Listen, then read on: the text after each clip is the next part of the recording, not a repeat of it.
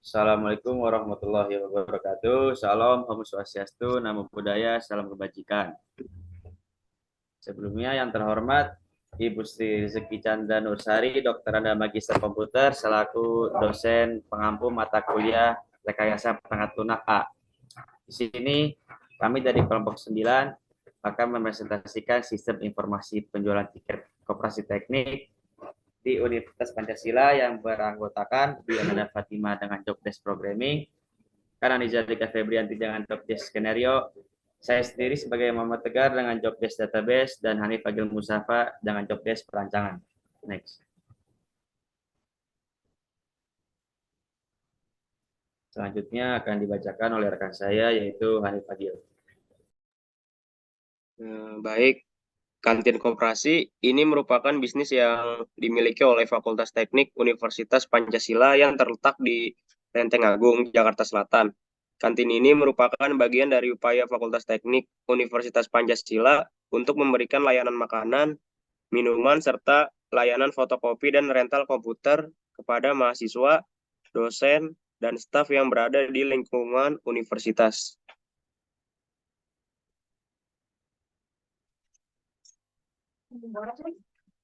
Metode perancangan prototipe Metode perancangan prototipe mudah digunakan dalam pengembangan sistem informasi penjualan kantin koperasi karena pendekatan interaktifnya memungkinkan pengguna dan pengembang berkolaborasi, mengadaptasi perubahan dengan fleksibilitas, serta menghemat waktu dan biaya dalam pengembangan.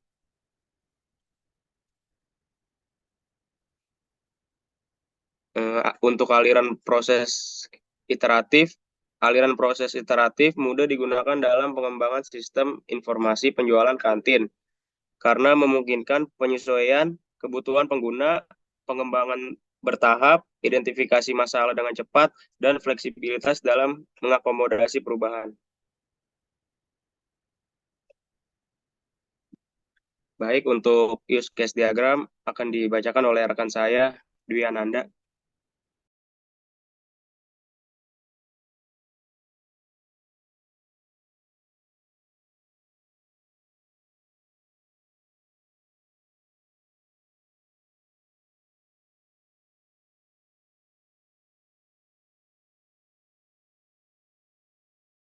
Masih di mute. Baik, kemudian di sini ada dua aktor, yaitu owner dan staff. Owner mengelola produk, kemudian include login. Owner mengelola kategori, include kepada login. Kemudian owner mengelola data karyawan, include pada login. Kemudian owner melihat laporan penjualan, include pada login. Kemudian owner membuka data transaksi penjualan, include pada login. Kemudian staff dapat mencatat data fotokopi, kemudian include pada login, mencatat data rental komputer, include pada login, kemudian melihat laporan penjualan, include pada login, membuka data transaksi penjualan, include pada login, dan logout juga include pada login. Baik, selanjutnya akan dilanjutkan oleh rekan saya, Kanani Zalika. Berikut adalah APL atau arsitektur perangkat lunak dari sistem informasi penjualan koperasi teknik. Dimulai dari user, login ke dalam sistem, dan outputnya akan menghasilkan informasi login.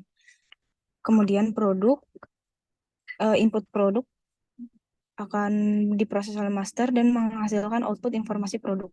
Kemudian input karyawan akan menghasilkan output informasi karyawan. Kemudian rental komputer akan menghasilkan output informasi rental. Kemudian fotokopi akan menghasilkan output informasi fotokopi. Kemudian kategori akan menghasilkan output informasi kategori. Kemudian laporan akan menghasilkan output informasi laporan. Kemudian untuk input detail transaksi akan diproses oleh transaksi dan kemudian akan menghasilkan output laporan.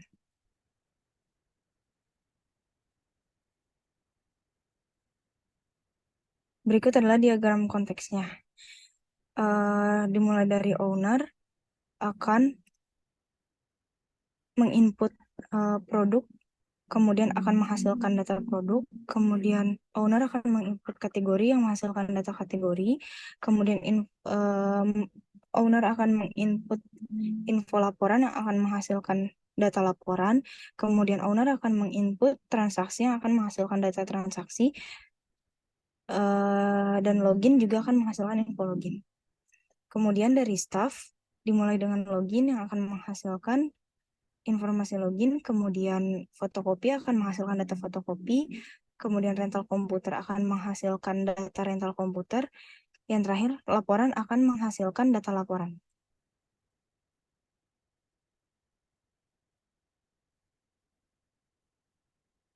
Kemudian di sini ada UML, yaitu activity diagram dari login. Dimulai dari user dengan mengklik login, kemudian sistem akan menampilkan form informasi login, kemudian kembali lagi kepada user dengan mengisi form login, kemudian sistem akan menyatakan sesuai atau tidaknya. Jika data tidak sesuai, maka akan kembali menampilkan form login. Jika data sesuai, maka akan menampilkan login sukses. Kemudian sistem akan melanjutkan dengan menampilkan halaman utama. Kemudian jika sudah tampil halaman utama, bisa kembali ke menu logout dan selesai atau end. Kemudian ada UML activity diagram dari kategori. Dimulai dari user melihat data stok barang, kemudian sistem akan menampilkan form untuk pengisian stok kategori barang. Kemudian kembali lagi kepada user mengisi form ID kategori barang. Dan sistem akan memproses menampilkan data sesuai dengan ID kategori barang yang diinput. Kemudian kembali lagi kepada user untuk mengedit kategori barang. Jika tidak ada pengeditan, maka akan menghapus data kategori barang dan data akan dihapus. Kemudian jika ada pengeditan, maka menambah kategori barang baru. Kemudian sistem akan mengupdate data kategori barang baru, data disimpan, dan sistem akan keluar atau selesai.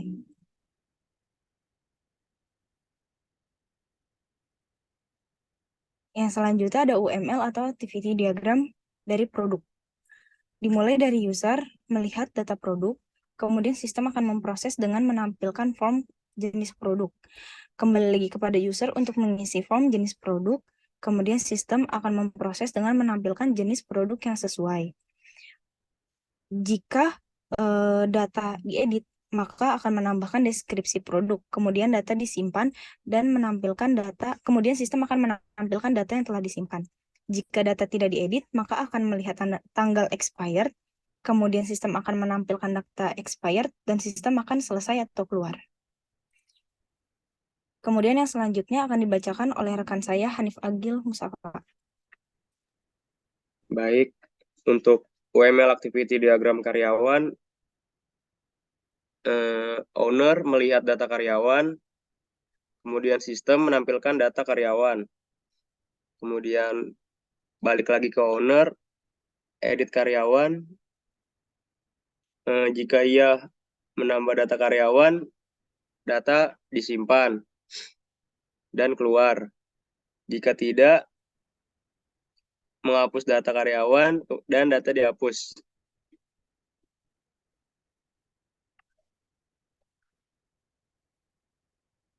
Selanjutnya, UML activity diagram laporan.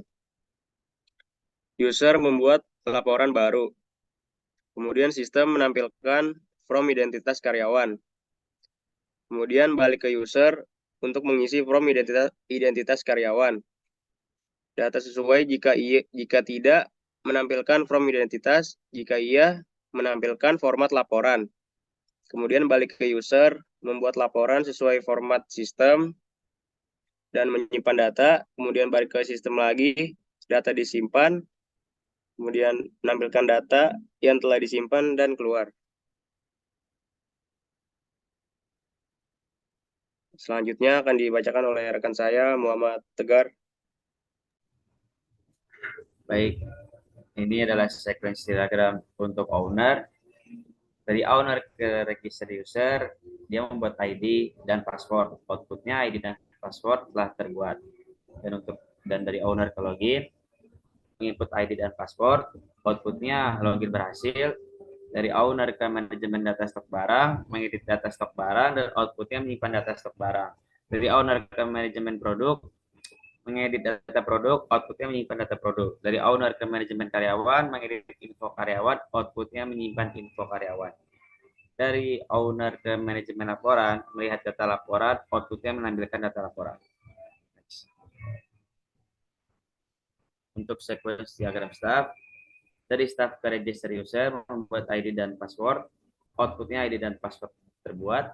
Dari staff ke login, menginput ID dan password, outputnya login berhasil. Dari staff ke manajemen data stok barang, membuat data stok barang, outputnya menampilkan data stok barang.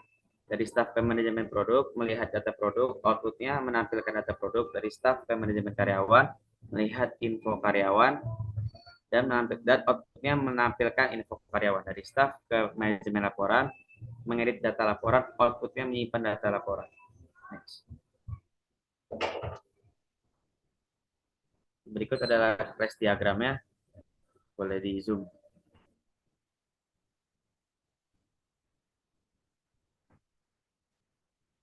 Dan di sini ada tabel laporan, ada tabel kategori, ada tabel rental, ada tabel antarmuka, transaksi, karyawan, dan sebagainya.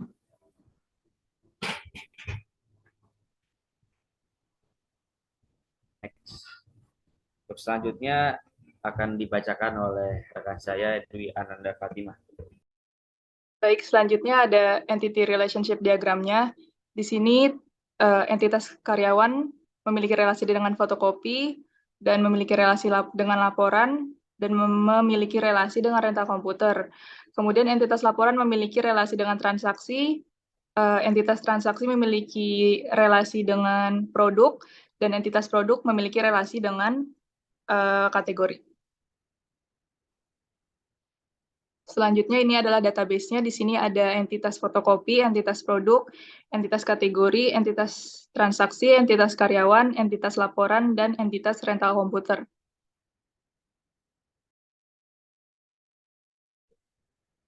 Baik, kemudian saya akan menampilkan dan menjelaskan program database yang telah saya buat. Saya di sini membuat database dengan nama sistem informasi. Kemudian di sini saya membuat tabel produk, saya membuat tabel karyawan, saya membuat tabel transaksi, saya membuat tabel laporan, saya membuat tabel fotokopi, saya membuat tabel rental komputer, dan saya membuat tabel kategori. Ini adalah codingan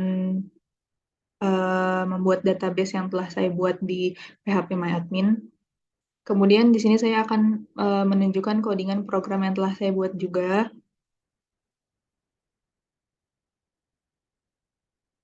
Saya menggunakan framework Bootstrap. Ini adalah codingan program untuk fitur login. Sini body, di sini navigasinya. Sini bagian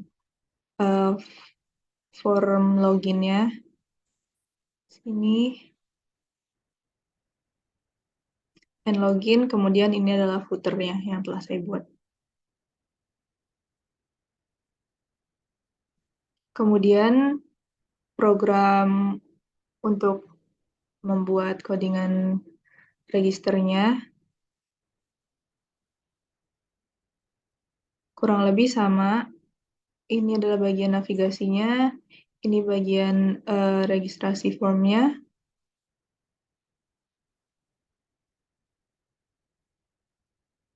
Kemudian end registrasi formnya, kemudian ini adalah footernya. Lalu ini adalah program coding untuk berandanya yang saya namakan dengan index.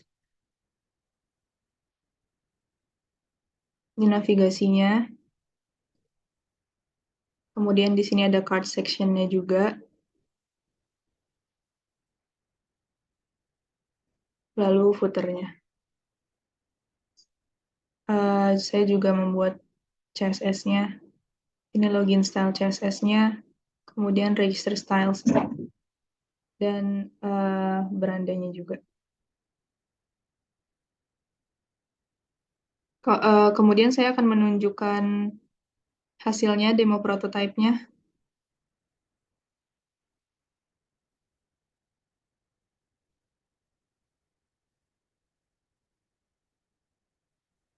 Baik, ini adalah page login-nya, halaman login.